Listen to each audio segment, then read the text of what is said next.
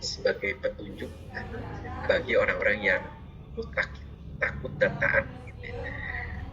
Ila mutakin alladzina yu'minuna bil ghaibi, orang-orang yang mutakin itu yang bagaimana? Yang beriman dan meyakini hal-hal yang gaib. Wa mimma razaqnahum yunfiqun, menjalankan sholat dan menafkahkan sebagian dari rezeki yang telah diberikan kepadanya. Itu ciri-ciri orang yang mutakin, beriman, sholat, dan menafkahkan sebagian rezeki yang telah diberikan di jalan Allah. Ya. Baik ibu bapak sekalian, itu introduction-nya. Mengapa manusia dijadikan kompetensi inti bagi organisasi? Kalau keunggulan ada dua ya, kompetitif dan komparatif. Nah, kompetitif ini secara umum ditunjukkan melalui manusia, dikaitkan dengan tadi berbagai kelebihan, daya pikir, daya terampil, dan daya intuisi. Sementara keunggulan komparatif ini secara umum ditunjukkan didasarkan atas hal-hal yang sifatnya fisik. Tadi manusia dengan berbagai keistimewaan, kemudian komparatif itu kesanggupan organisasi untuk menghimpun dana, kesanggupan organisasi untuk membangun dan menunjukkan kemudahan dari fasilitas yang dimiliki, kan, itu komparatif. Nanti kita bahas kenapa manusia ini bisa dijadikan sebagai kompetensi inti bagi organisasi. Kemudian ditambahkan juga bagaimana budaya yang dapat mempengaruhi kegiatan strategi SDM.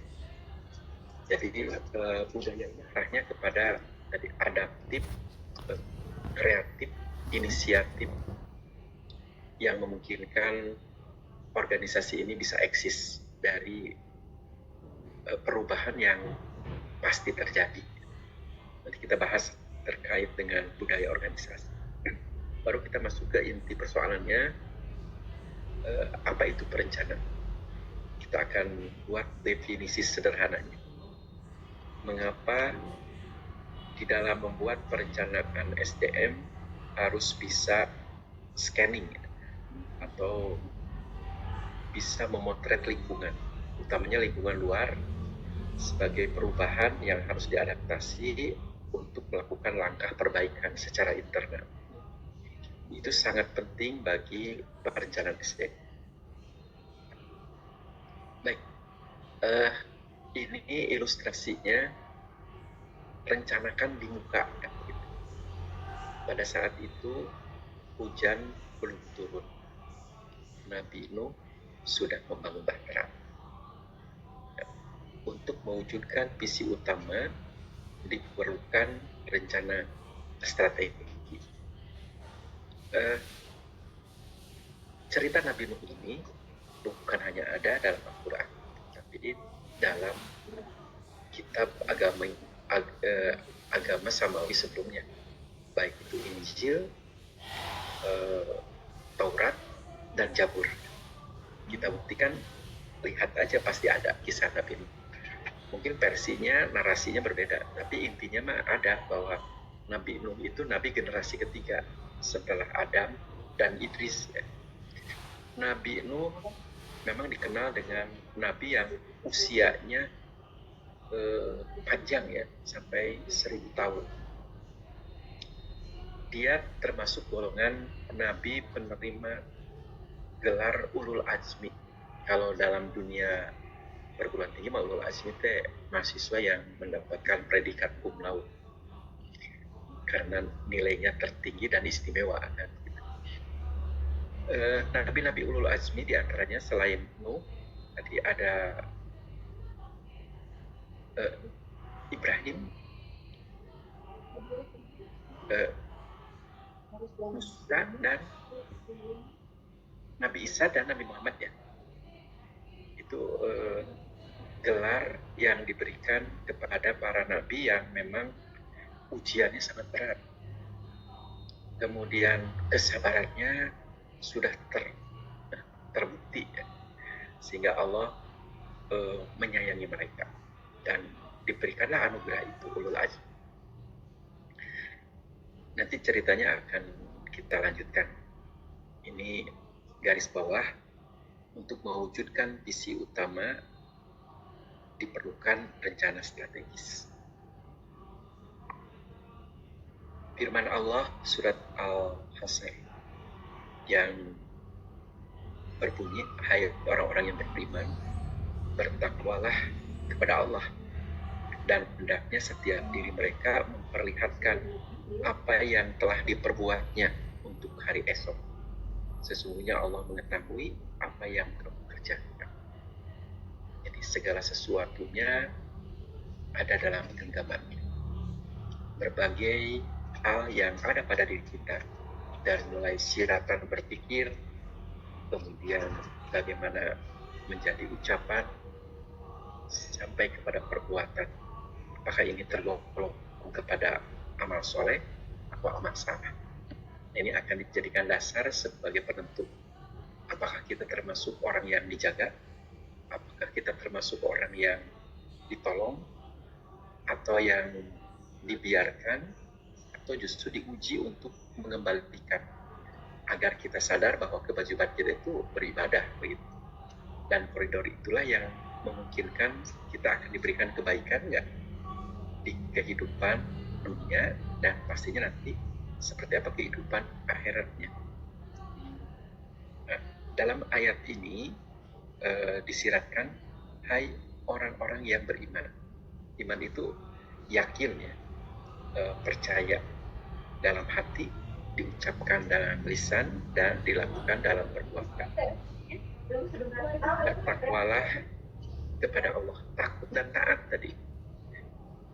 Takut untuk melanggar apa yang dilarangnya, serta menaati apa yang diperintahkan. Hendaknya setiap diri mereka memperhatikan apa yang telah diperbuat. Kita melakukan sesuatu, dari mulai siratan berpikir, kemudian ucapan dan tindakan, itu betul-betul harus disadari, harus peka begitu. Apakah Mas dalam koridor yang di jalan yang benar atau salah ya. Kalau dalam ajaran itu ada halal, ada subhat, ada haram. Nah, harus kita sadari orang-orang yang imannya tinggi itu menghilangkan hal yang subhat untuk meyakinkan apa yang kita lakukan ini sesuatu yang halal. Yang haram ya harus dibuang atau ditinggalkan jauh-jauh. Karena apa yang kita lakukan nanti akan berdampak terhadap konsekuensi. Apa yang akan kita terima kan, akan kita dapatkan. Jadi hendaklah setiap diri kita memperhatikan apa yang diperbuat gitu untuk hari esok. Jadi hari esok itu sangat ditentukan oleh apa yang bisa kita lakukan saat ini. Sesungguhnya Allah Maha mengetahui apa yang kamu kerjakan. Allah itu maha halus, maha teliti, maha cermat, dan pasti sudah semestinya apa yang akan kita terima nanti. Nah, ini mah filosofisnya seperti itu. Baik, kita masuk ke strategi sumber daya manusia dan kompetensi inti. Kalau berbicara strategi, pasti nanti kemudian dengan lingkungan eksternal. Bagaimana kita mengantisipasi dengan kepekaan yang ada, karena di eksternal itu ada, kalau tidak peluang ya ancaman. Bagaimana peluangnya bisa dimanfaatkan dan ancamannya untuk kita minimalkan, kalau memungkinkan bisa kita hilangkan. Penggunaan karyawan untuk mendapatkan atau menjaga keunggulan kompetitif terhadap pesaing. Tadi kompetitif itu secara umum dominannya didapatkan dari manusia ya. Jadi organisasi, dalam hal ini pimpinan, harus diyakinkan bahwa aset utama itu adalah SDM. Hanya dari itu, untuk mendapatkan SDM jangan asal-asalan. Kita mulai mencari, kita dapatkan bibit-bibit unggulnya, kita seleksi, kita tempatkan didasarkan atas bakat dan minatnya, kita upgrade dengan melatih secara berkesinambungan, kita optimalkan potensi yang mereka miliki. Nah, pasti ini akan berdampak terhadap sustainable dan pertumbuhan organisasi. Itu dari SDM-nya, tanpa mengabaikan yang tadi unsur-unsur tadi. Bagaimana organisasi sanggup menghimpun dana, mengalokasikan untuk investasi yang produktif dengan bantuan SDM yang unggul tadi. Ya. Baik, kemudian kompetensi inti di kemampuan yang unik dalam organisasi menciptakan nilai tinggi dan dapat membedakan satu organisasi dengan organisasi lainnya sebagai kompetitor. Coba kita lihat ini area kompetensi inti. Ya, SDM ada di tengah. Yang pertama, outstanding service.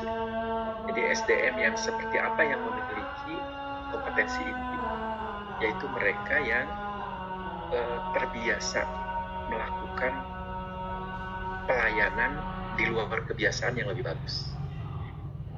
Kalau saya contohkan sederhana saja, misalnya seorang pemimpin itu kan sosok yang menunjukkan manusia pilihan dari segi keilmuannya, dari segi track record keterampilannya, ya idealnya dari sikapnya juga kan gitu.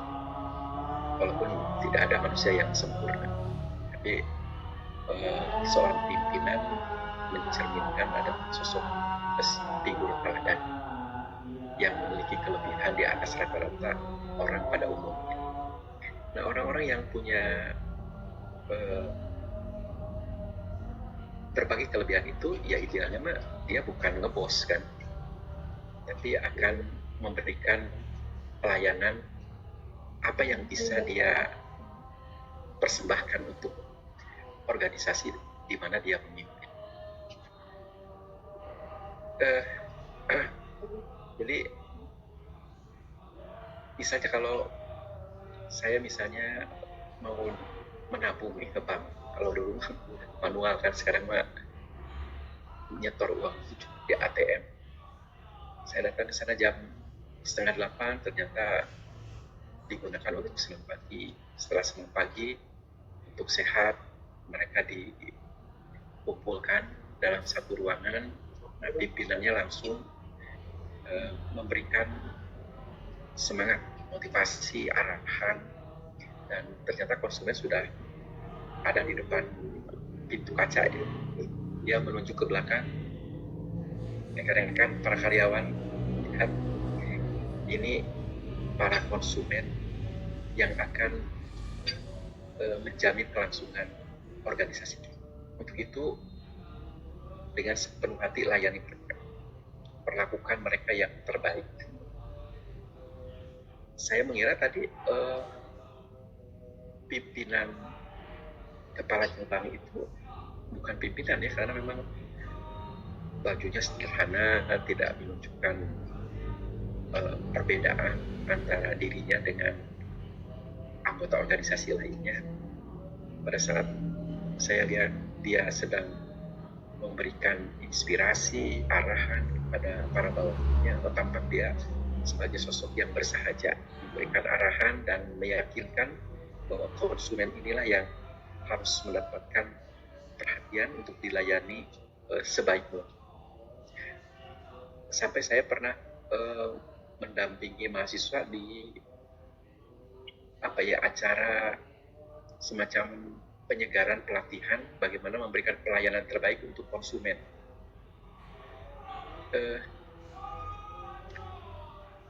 Jadi intinya itu memang konsumen ini diprioritaskan yang paling utama.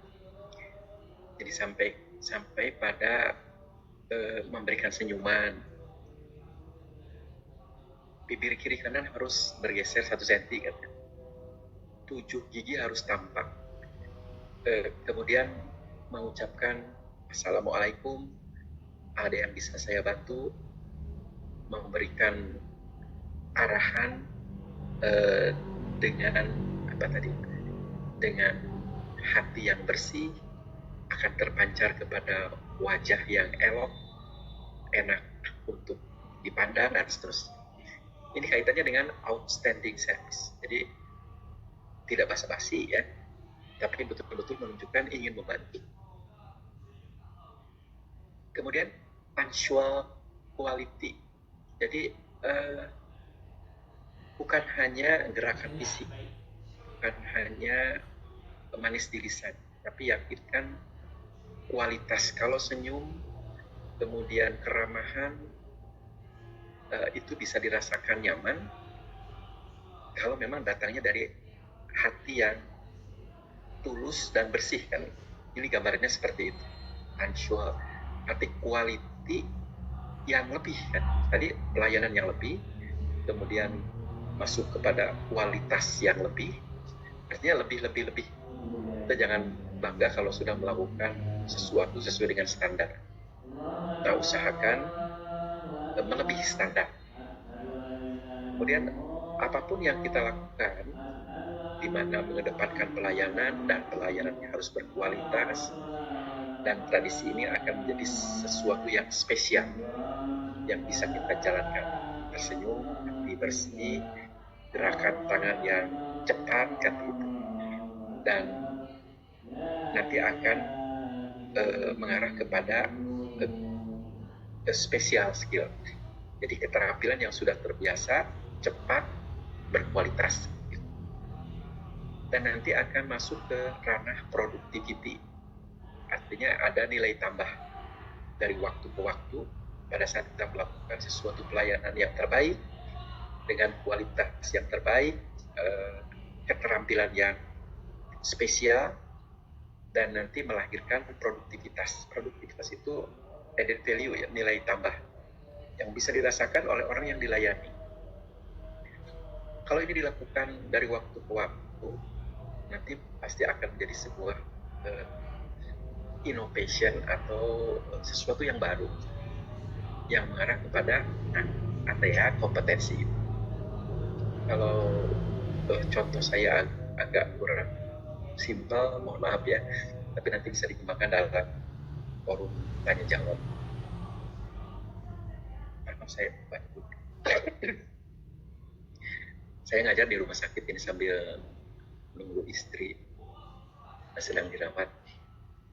Tapi saya akan berusaha untuk menikmati dalam berbagai situasi. Ini banyak dokter ya di sini. Mohon doanya. Baik Ibu Bapak sekalian, kita masuk ke Human Resource Management dan kompetensi inti. Di sini ada budaya ya. Budaya itu tradisi yang dianggap memiliki nilai yang tinggi. Jadi nilai-nilai dan keyakinan yang disepakati bersama dari angkatan kerja.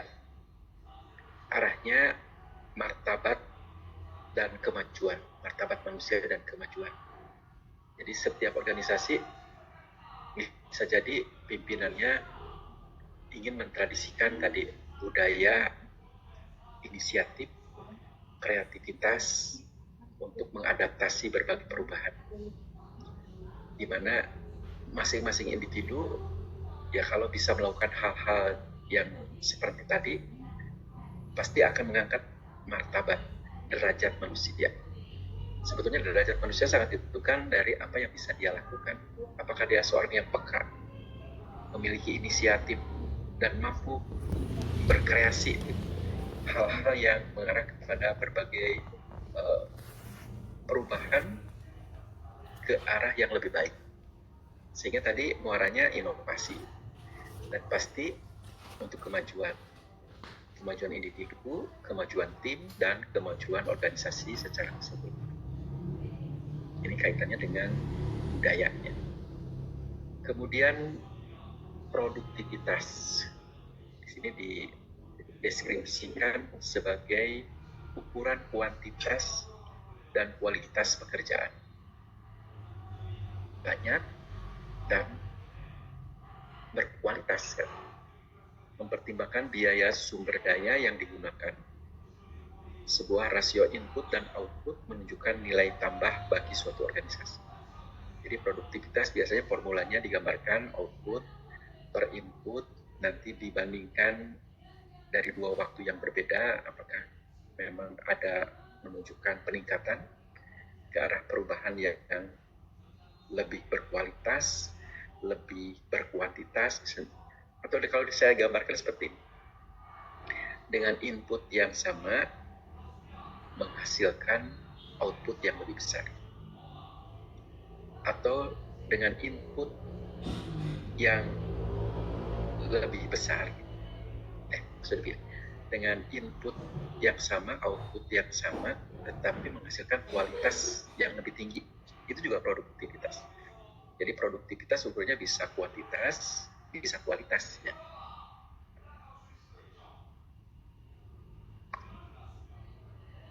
Baik, ini hubungan antara budaya kerja dan kinerja pegawai. Jadi kinerja itu ada kinerja individu, kinerja tim, dan kinerja organisasi. Jadi budaya itu tradisi, ya, yang mengarah kepada nilai, dianggap yang memiliki nilai-nilai tinggi dan nanti akan mendongkrak terhadap percepatan. Nah, budaya ini tercermin dari sikap atau perilaku karyawan. Tadi sikapnya inisiatif, tidak usah harus menunggu perintah atasan, kreativitas, mencari hal-hal baru, adaptif, dan mampu menyesuaikan dengan berbagai hal yang memungkinkan kita bisa eksis di berbagai perubahan tadi. Nah, nanti kinerjanya seperti apa? Nah, diharapkan kinerja pegawai ini akan mewarnai di setiap bagian, baik di bagian SDM, di bagian teknologi, logistik, dan seterusnya. Dan nanti akan bermuara terhadap kinerja organisasi. Jadi kinerja organisasi itu merupakan kolektivitas dari kinerja tim atau setiap bagian. Kinerja tim atau bagian merupakan kolektivitas dari kinerja individu. Kinerja individu ini tercermin dari sikap dan perilaku kerja yang kesemuanya harus tertradisi, ya. Tradisi yang memiliki nilai-nilai positif, di antaranya inisiatif, kreativitas, adaptif, ya kesemuanya akan bermuara pada itu. Baik, ini kualitas produk dan layanan.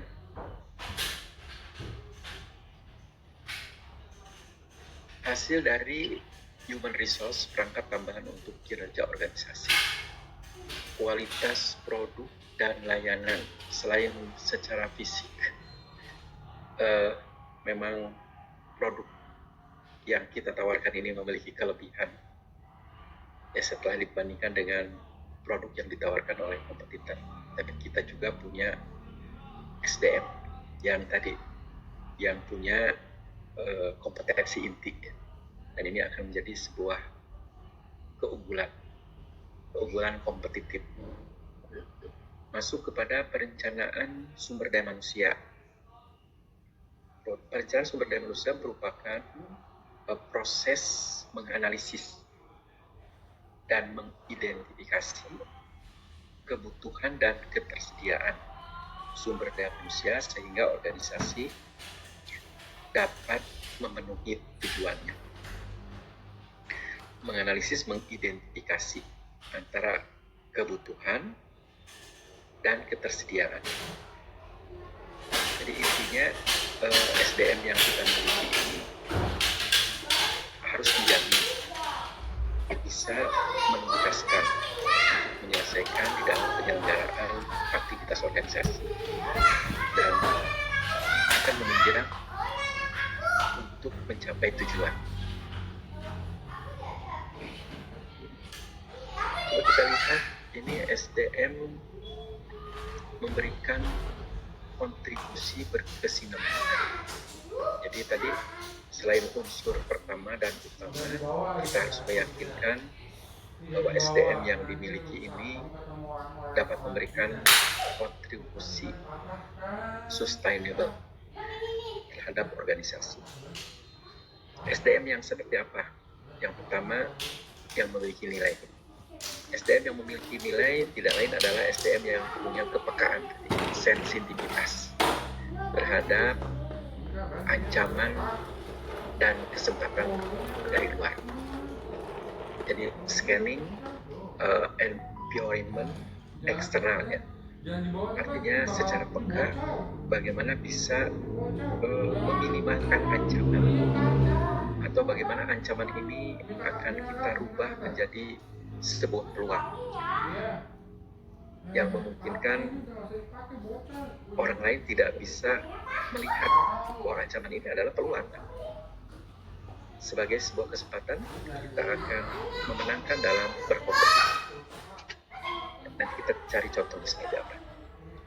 Kemudian SDM yang memiliki keunikan, kemampuan khusus yang dihasilkan dari kesinambungan pelatihan yang dijalankan. Jadi kalau kita melakukan sesuatu yang mengarah kepada upgrading, baik keilmuan maupun keterampilan, kita akan memiliki keunikan yang sulit untuk ditiru oleh orang lain. Jadi orang-orang yang senang belajar, ya, baik untuk menambah wawasan, pengetahuan, sehingga kedalamannya didapat, dan diharapkan nanti pengetahuannya ini akan bisa menuntut perilaku apa yang bisa dihasilkan dari kedua tangannya. Makanya membaca itu kan harus terus ya, berkesinambungan. Kalau dalam konsep Islam, berzikir itu mengulang sesuatu. Kalau ibu bapak membaca surat Al-Fatihah 7 kali, dengan 14 kali, dengan terus berulang-ulang sampai 100 kali, tapi bukan hanya menjaharkan secara lisan, pemaknaan secara kata per kata. Nanti kita akan mendapatkan samudera ilmu yang memungkinkan kita akan memiliki sesuatu yang tidak kita sadari. Sesuatu ini akan sulit untuk ditiru oleh orang lain. Nah, ini kaitannya dengan keunikan sebagai hasil dari pelatihan yang berkesinambungan, artinya diulang-ulang. Jadi orang yang senang mengulang dengan orang yang saya sudah tahu, cukup saja itu beda. Nanti akan terlihat dari keunikan. Nah, kemampuan untuk tidak mudah ditiru. Kenapa kita tidak mudah untuk ditiru? Karena kita tahu bahwa kita sudah melalui proses yang panjang dengan ketekunan, kerja keras yang memungkinkan orang bangga dengan apa yang bisa kita lakukan, dan itu tidak bisa didapatkan oleh sembarang orang, melainkan orang-orang yang tadi punya ketekunan, punya keseriusan, dan punya keyakinan bahwa belajar yang berkesinambungan, setiap aktivitas yang kita lakukan juga dijadikan sarana untuk belajar, maka kita akan punya kemampuan yang makom dan sulit untuk ditiru. Jadi nggak bisa dibedakan antara satu orang dengan orang lain, kan begitu, tergantung dari jam terbang ya untuk belajar secara berkesinambungan dengan ketekunan yang betul-betul dia jalankan. SDM itu harus diorganisir dan dapat memberikan kekuatan daya saing bagi perusahaan. Nah, kontribusi yang berkesinambungan itu diantaranya bagaimana kita bisa mengkolaborasikan heterogenitas kemampuan dari setiap individu seorang pemimpin yang baik, yang profesional itu bukan segalanya hebat, gitu. Tapi dia orang yang peka untuk bisa mendeteksi berbagai kelebihan anggota organisasi sebagai bawahnya untuk dikolaborasikan menjadi sebuah sinergi yang ideal, yang memungkinkan akan dapat dijadikan sebagai kekuatan daya saing yang bisa membedakan antara organisasi kita dengan organisasi yang lain sebagai kompetitor. Ini kaitannya dengan SDM yang dapat memberikan kontribusi yang berkesinambungan. Baik, kita masuk ke intinya ya. Ini muara akhirnya. Jadi perencanaan SDM itu tidak lain adalah kegiatan khusus yang berkaitan dengan penentuan kebutuhan SDM, baik untuk jangka pendek maupun jangka panjang. Kegiatan ini berkaitan dengan memprediksi atau memperkirakan seberapa banyak pegawai yang dibutuhkan.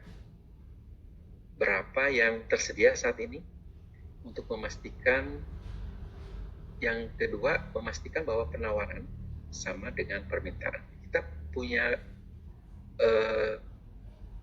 kapasitas yang memadai nggak untuk bisa menyelenggarakan dan menuntaskan berbagai aktivitas sehingga tujuan ini bisa didapatkan.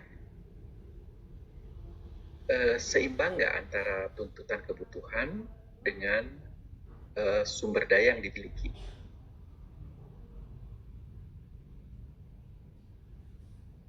Jadi intinya perencanaan ini untuk meyakinkan, menjamin terselenggaranya kegiatan perusahaan bisa ditanggulangi melalui SDM yang ada, baik secara kuantitas maupun kualitas, sehingga tujuan ini bisa tercapai dengan baik.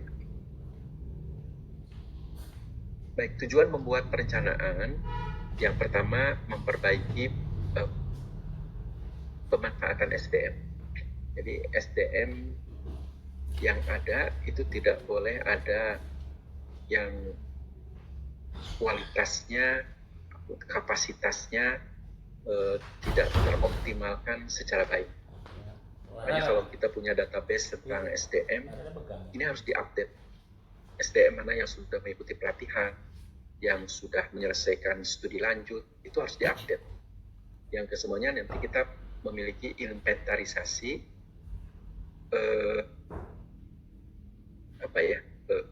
potensi yang ada, sehingga memungkinkan berbagai kebutuhan yang harus diisi oleh orang-orang yang memiliki kualifikasi yang sepadan. Ini pemanfaatnya bisa dioptimalkan, tidak ada kapasitas yang menganggur. Dan demikian tujuan perencanaan SDM itu memperbaiki pemanfaatan SDM yang ada. Kemudian meningkatkan aktivitas SDM dan kebutuhan di masa depan secara efisien. Jadi kebutuhan SDM itu tidak hanya bisa menekal dan menyelenggarakan aktivitas saat ini, tapi tuntutan kebutuhan perubahan, baik tuntutan konsumen maupun peningkatan melalui infrastruktur yang dibarengi dengan teknologi kekinian, itu bisa diadaptasi dan dilakukan dengan baik. Meningkatkan efisiensi dalam menarik pegawai baru.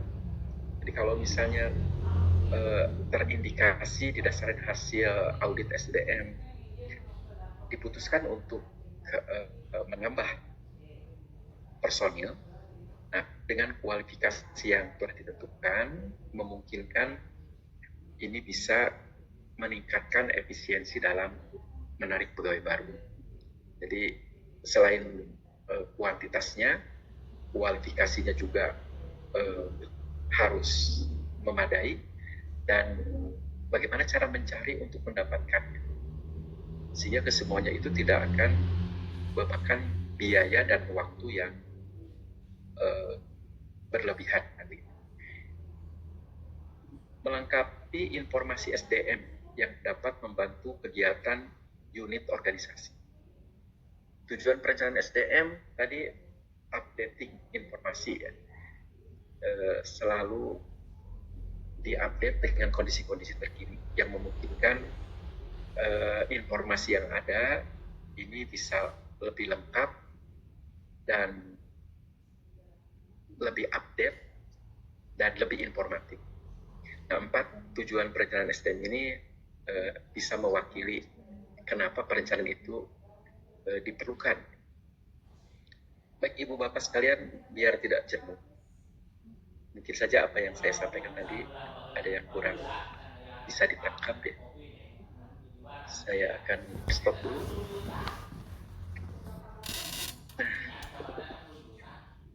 Supaya ada gambaran.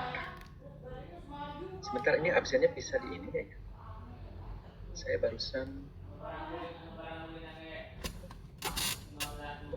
sudah minta link absen.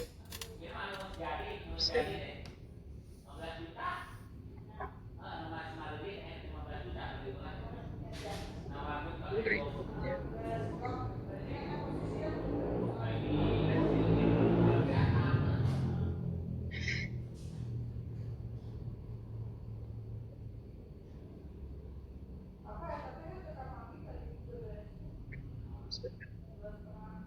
Caranya gimana ini? Yang saya sebutkan namanya Arab. Sebentar.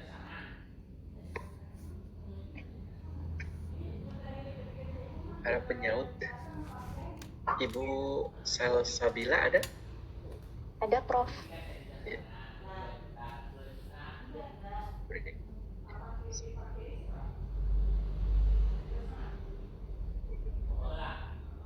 Oh, ini mah hanya untuk absen masing-masing. Ibu bisa ngisi masing-masing aja ya, daripada saya sebutin satu-satu. Bisa ngisi absen masing-masing, Bu?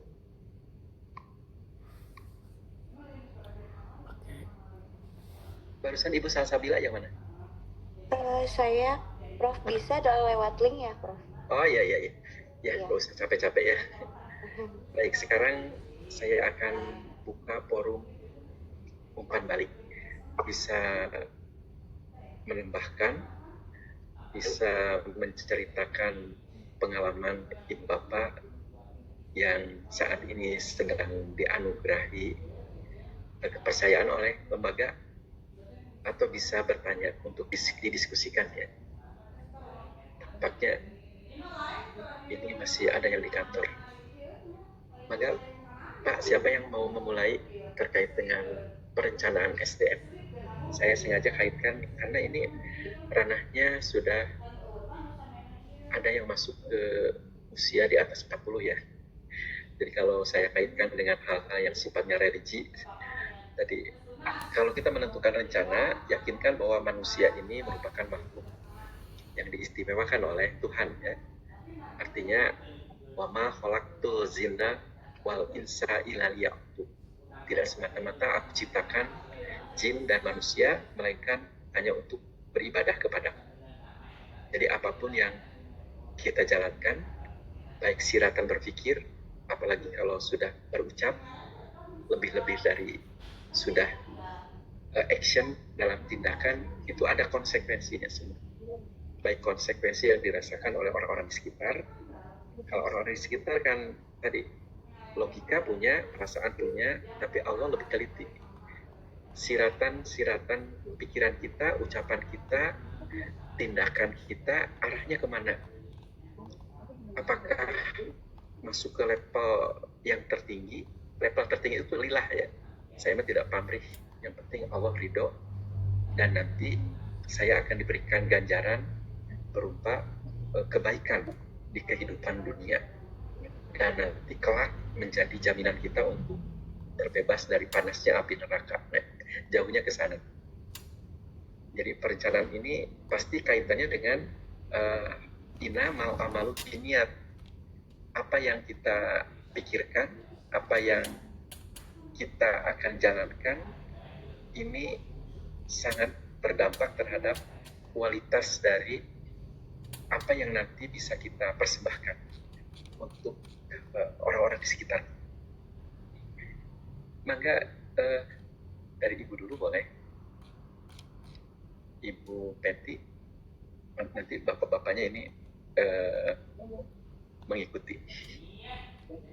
Ya, izin Prof, kalau saya ingin bertanya Prof, kira-kira bagaimana caranya jika kita menjadi seorang pemimpin dan ingin memberikan karena kan tadi Prof sempat menceritakan bahwa kalau misalkan budaya di organisasinya tersebut baik ataupun positif kan akan meningkatkan baik dari produktivitas ataupun dan menghasilkan output yang baik gitu ya Prof ya. Nah, tapi bagaimana caranya kita sebagai pemimpin untuk membentuk budaya yang baik agar ya pegawainya juga memiliki potensi dan motivasi yang dengan sendirinya gitu. Terima kasih. Ya, seorang pemimpin adalah mereka yang diberikan kepercayaan, dan salah satu tugas utamanya adalah decision making. Walaupun dia sebagai penentu kebijakan, tapi hendaknya kebijakan ini merupakan muara dari seluruh kebaikan, keinginan, dan harapan seluruh anggota organisasi. Dalam hal ini tujuan yang lebih utama adalah tujuan organisasi. Kalau organisasi ini tujuannya untuk apa? Kalau misalnya rumah sakit memberikan pelayanan kan kepada masyarakat, jasa kesehatan,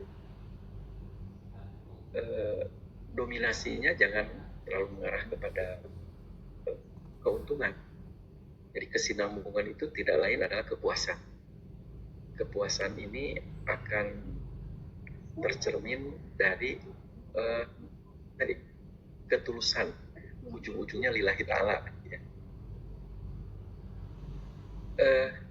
Apa yang diputuskan, apa yang ingin bisa dicapai, tadi seorang pemimpin itu merupakan figur keteladanan, uswatun hasanah. Jadi apa yang dia ucapkan, apa yang dia nasihatkan, apa yang dia ingin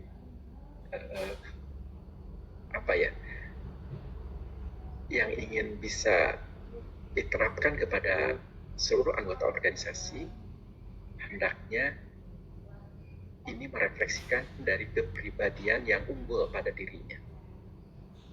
Jadi seorang bapak memberikan nasihat kepada anaknya itu bukan karena tingginya pengetahuan sehingga narasi yang keluar ini sangat logik dan bisa dipahami oleh anak kita. Nah, anak kita itu sosok yang tahu betul siapa kita, karena mereka tahu dari mulai kita tidur, kemudian berbagai aktivitas, sehingga dia bisa mensinkronkan antara ucapan harapan ayah dengan kepribadian yang melekat pada dirinya. Demikian juga seorang pemimpin dalam organisasi.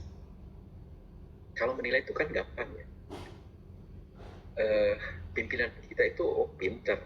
Pimpinan kita itu orang yang menunjukkan bukan hanya pintar tapi kepedulian, empati terhadap seluruh anggota organisasinya tidak diragukan.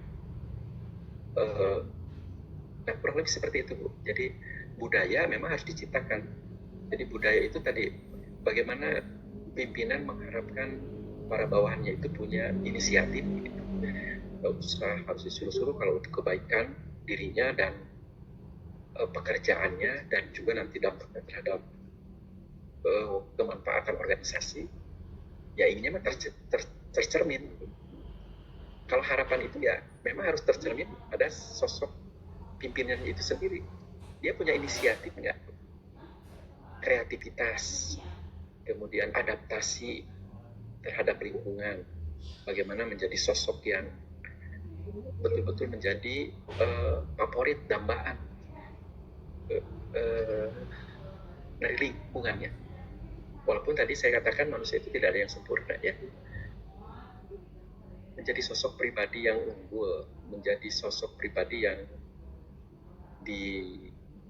didambakan, dikagumi, dicintai, dan dinantikan kehadirannya. Arah idealnya mah ke arah sana. Setidaknya kita punya konsep tentang ilmu itu. apalagi kalau sudah dituangkan dalam konsep perencanaan. Dan konsep perencanaan ini nanti akan diputuskan dan dijalankan bersama. Terlalu luas ya pemaparannya. Fokus yang ingin Ibu ungkap seperti apa, Bu? Arah. Ya pasti budaya itu tradisi positif ya tadi. Inisiatif, kreativitas, adaptasi,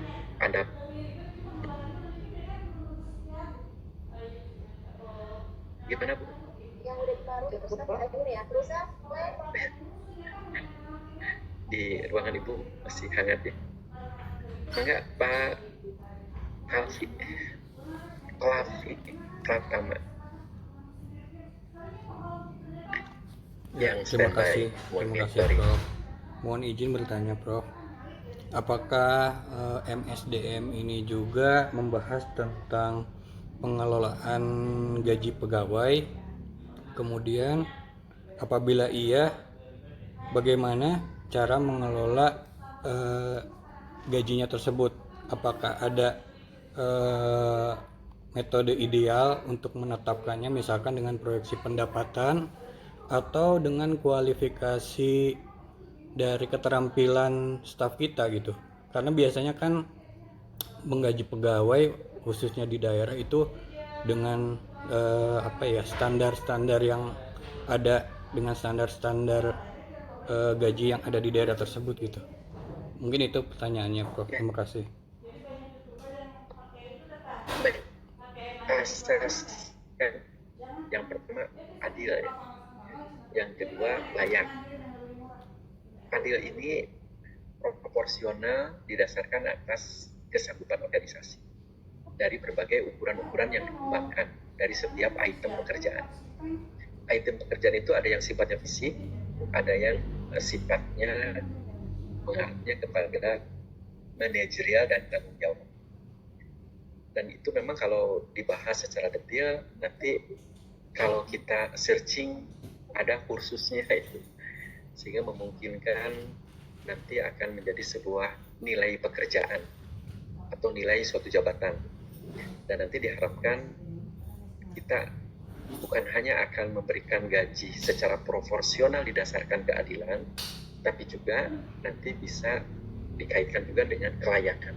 Kalau kelayakan ini arahnya bandingannya sudah bukan hanya secara internal, tapi juga harus dikaitkan dengan studi banding, misalnya dengan kebijakan-kebijakan pemerintah, kaitannya dengan UMR atau dengan tergantung dari Kementerian Kesehatan, sudah ada standar-standar yang harus diperhatikan. Jadi ini pasti kaitannya secara rumit, detail, dan memang penetapannya harus cermat, sehingga memungkinkan kalau kita sudah memiliki formula, itu pun formulanya kan harus dievaluasi setiap kesempatan ya, apakah per bulan, ya setidaknya per tahun. Baik, karena ini saya di ruangan di rumah sakit, sudah ada datang pasien baru. Nuhun karena perhatiannya, ini Pak Raffi ya Pratama, Pak Andre juga pasti ingin berkontribusi dalam pertemuan ini. Tapi setidaknya saya akan mendengarkan Pak opini, pendapat dari Ibu Bapak sekali. Mohon hanya saya akan panjang lebar pertemuan hari ini, mudah-mudahan minggu depan kita bisa panjang lebarnya. Pak Andre, mohon maaf kalau ingin bertanya minggu depan aja ya. Saya harus mengakhiri pertemuan hari ini karena keterbatasan waktu dan ruangan. Jadi saya akan pamit dulu, Pak Ade.